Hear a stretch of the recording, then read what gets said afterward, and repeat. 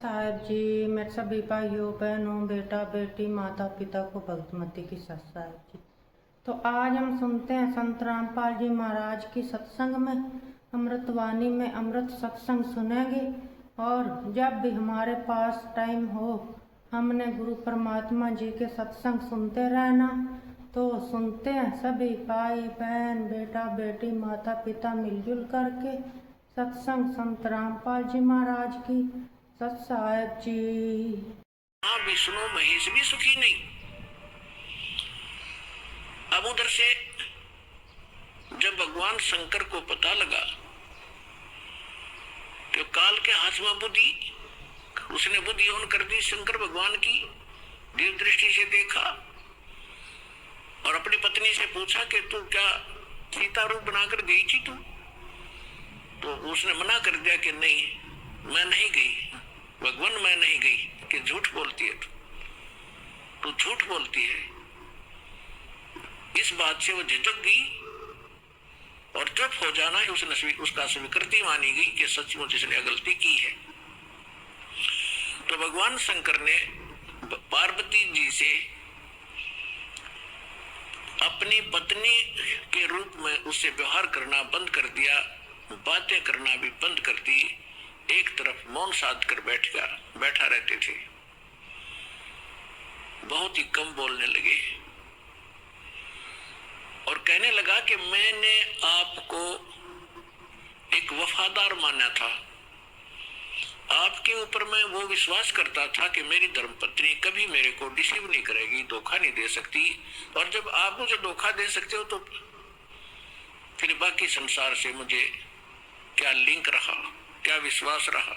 और साफ कह दिया कि तू मेरी माँ का रूप धारण कर चुकी है, मेरी पत्नी रूप में नहीं स्वीकार्य हो सकती।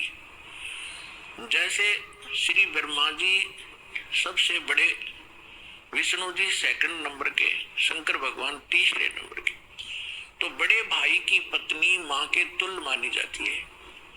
तो उसने कहा भगवान शंकर ने कि आपने मेरे बड़े भाई की पत्नी विष्णु की पत्नी का रूप बना लिया सीता, इसलिए आप आज के बाद मेरी पत्नी नहीं माँ के तुल्य हो। अब वो समझ गई कि इन्होंने जो फैसला ले लिया अटल होता है। 10 दिन 20 दिन महीना 6 महीने वर्ष इंतजार की, लेकिन रिजल्ट नील रहा। भगवान शंकर ने उनसे कोई बात नहीं की, हमेशा क्षुब्ध रहते थे।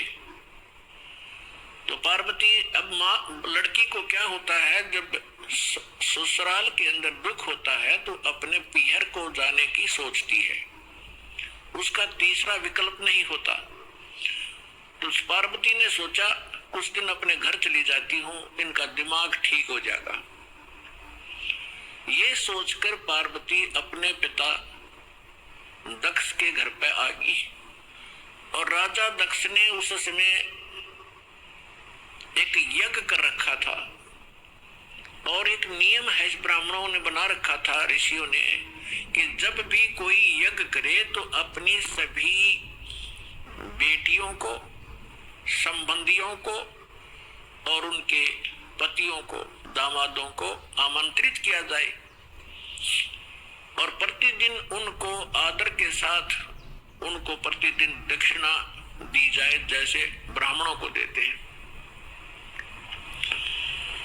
तो ऐसा नियम था कि जितनी भी राजा दक्ष की अन्य बेटियां थी वो सभी आमंत्रित थी और उनके पति यानी दामाद भी आमंत्रित थे। सबके आसन उचित स्थान पर सबको बैठा रखा था। जितने समय तक यज्ञ का और सत्संग का प्रयोजन चलता था, 2-4 घंटे 10 घंटे, तो उस समय सभी अपने अपने आसन पर विराजमान रहते थे।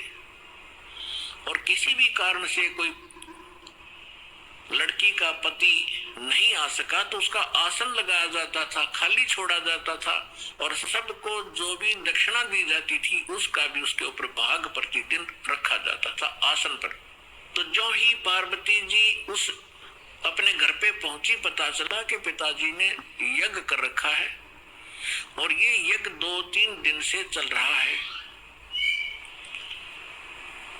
अब सारे यज्ञ मंडप में घूम के पिता के सामने पहुंची। पिताजी ने मुंह मोड़ लिया, क्योंकि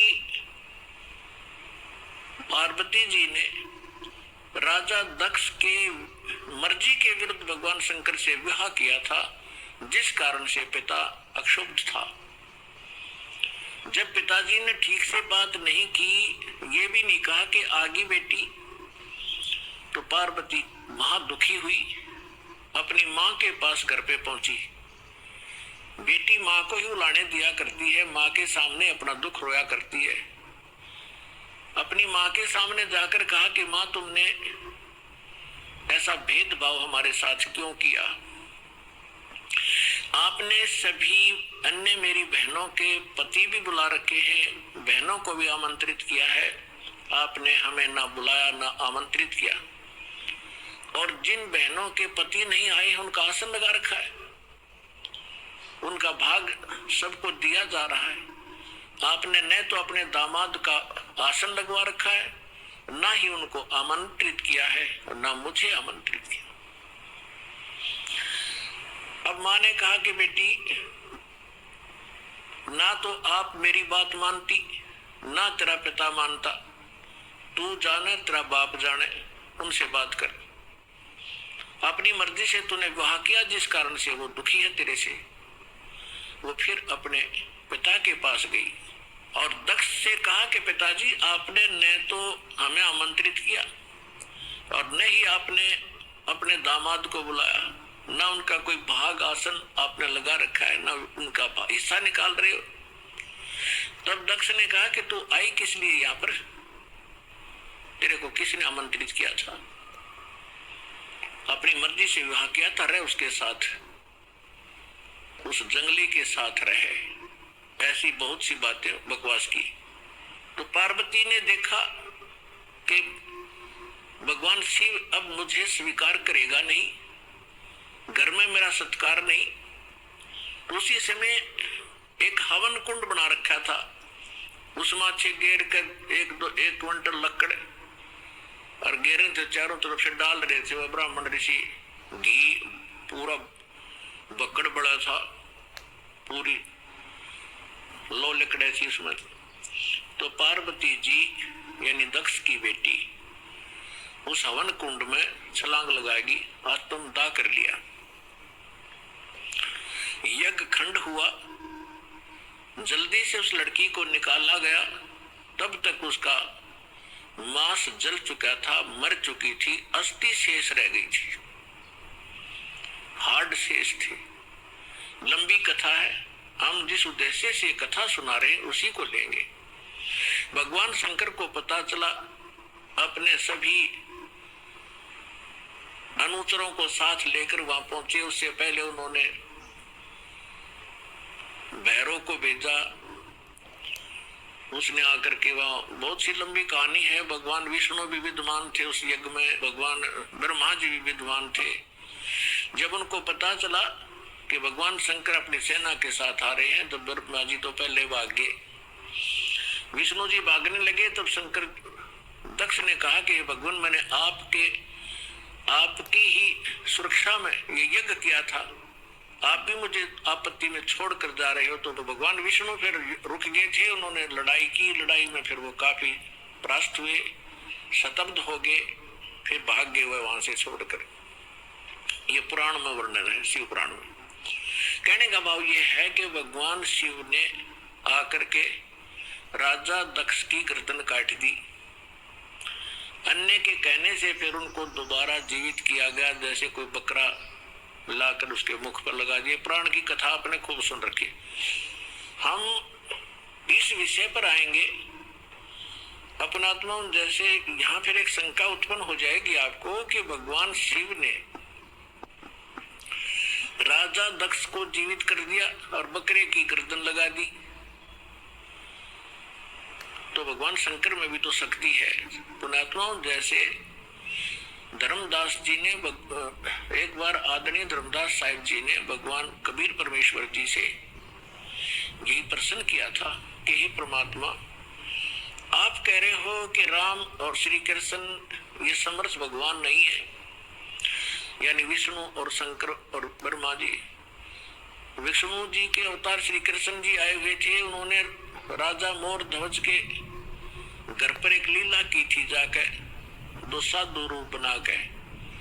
और राजा मोर ध्वज ने अपने पुत्र ताम्र ध्वज को आरे से चीर दिया था।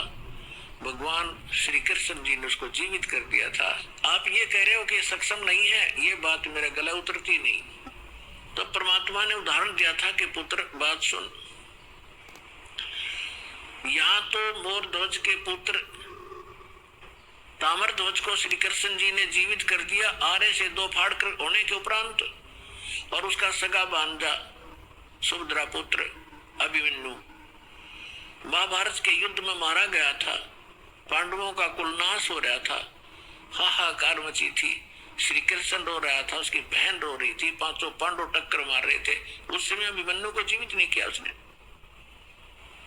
उस समय कहाँ गई थी उनकी वो सामर्थ्य?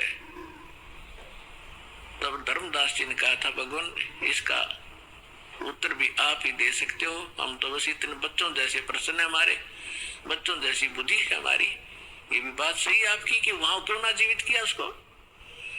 तो परमात्मा ने कहा कि ताम्र ध्वज लड़के की आयु शेष थी, और जिसकी आयु शेष है डॉक्टर एक टांग काट कर दूसरी जगह लगा देते, यहाँ के खाल उतारी वहां जोड़ देते, ये तो वैज्ञानिक कर देते इस काम को। और जिनकी आयु नहीं रहती डॉक्टर फेल हो जाते हैं। खुद डॉक्टर हार्ट अटैक का हार्ट का स्पेशलिस्ट डॉक्टर और हार्ट की बीमारी से ग्रस्त, रात में गोली टेबलेट खा भी नहीं पाया, 1 मिनट में सांस पूरा हो गया। तो भगवान से बड़ा ना कोई विज्ञान है, ना ये छोटे भगवान है। भगवान तो भगवान ही है, वो समर्थ है, सत्य पुरुष है। तब परमात्मा ने बताया कि ताम्र ध्वज की आयु शेष थी, अभिमन्यु की आयु इतनी ही थी, और ये भगवान इतना ही काम कर सकते हैं।